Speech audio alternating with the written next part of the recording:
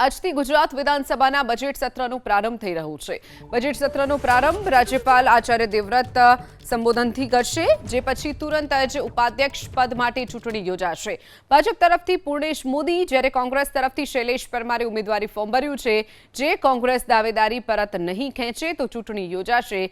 ચૂંટણી માટે ભાજપે ધારાસભ્યો માટે વ્હીપ જાહેર કર્યું છે। 3 લાઇનના વ્હીપમાં તમામ ધારાસભ્યોને ગૃહમાં હાજર રહેવા માટેની સૂચના આપી દેવાઈ છે।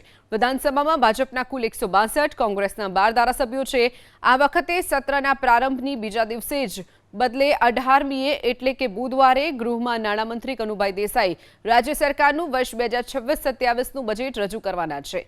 સરકારનું વર્ષ 2025-26નું બજેટ કુલ 3.70 લાખ કરોડનું હતું, જેમાં 10 થી 15% વધારો થાય તેવી શક્યતા છે। તો ઉપાધ્યક્ષ પદની ચૂંટણીમાં કોંગ્રેસ જો ફોર્મ પરત ખેંચે તો ચૂંટણી નહીં થાય। કોંગ્રેસ તરફથી શૈલેષ પરમારે ઉમેદવારી નોંધાવી છે। ભાજપના પૂર્ણેશ મોદીનું ઉપાધ્યક્ષ બનવાનું નક્કી માનવામાં આવી રહ્યું છે।